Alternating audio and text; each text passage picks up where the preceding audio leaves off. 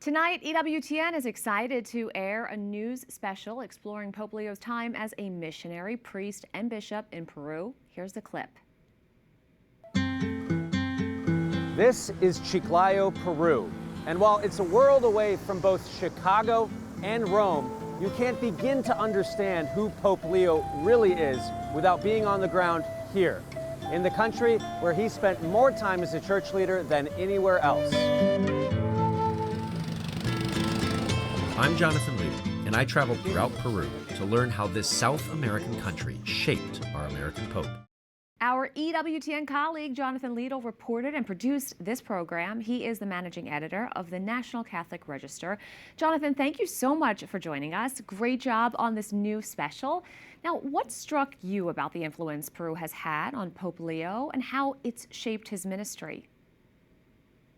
Yeah, something I heard over and over from all the people we talked throughout the three cities we visited where Pope Leo had served is that he was a friend, right? He was a missionary, a priest, and a bishop, but he was so close to the people.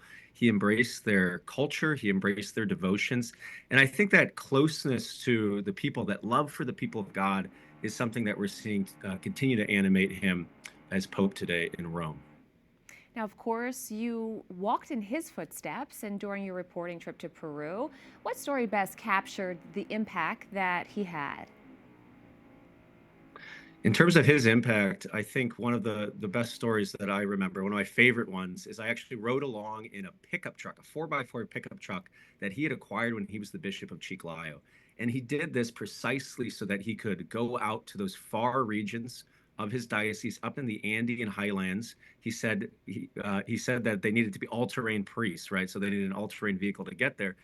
And a story I heard was that there was actually a flood one spring, and a river was kind of overflowing, and he had to get to the mass of a new priest, his first mass, and he was from an Inca Andean community.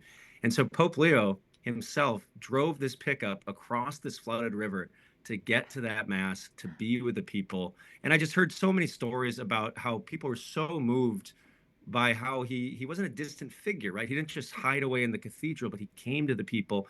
He served them, he was with them, and for them to see that same man now elected Pope is just such a joy for so many. Now, of course, the first American Pope. He's approaching his one-year anniversary. Did you learn anything that surprised you about him?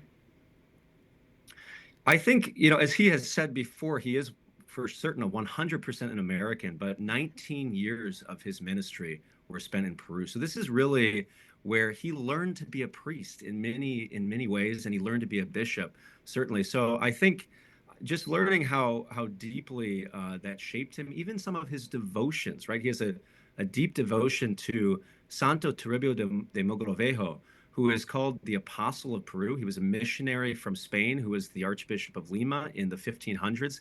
And so he didn't just come there to serve people, but he embraced their culture. And in many ways, as the documentary shows, we bounce back from Peru to Rome to see how that experience he had 19 years in Peru continues to play out in his leadership of the Universal Church today. The whole world continues to be curious about the Pope, and of course, they should try to watch your special to learn some more of these really incredible stories. Jonathan Liedl, thank you so much. Thanks for having me. Pope Leo's Peru airs tonight on EWTN at 8 p.m. Eastern with an encore presentation this Sunday, May 3rd at 11 a.m. Eastern.